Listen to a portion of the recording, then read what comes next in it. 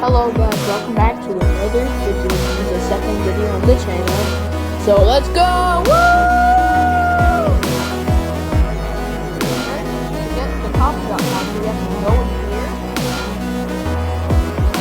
Then you have to go in this room, type in hill rock 3 times. You're on the right track, but you're really wrong. What do you think hill rock means?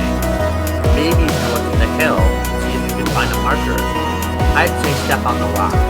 Yeah, try that. What are you trying to do? Are you trying to get And a that's marker? the second time, and Well, then after luck. this, You won't find one and then here. the third time. Look somewhere else.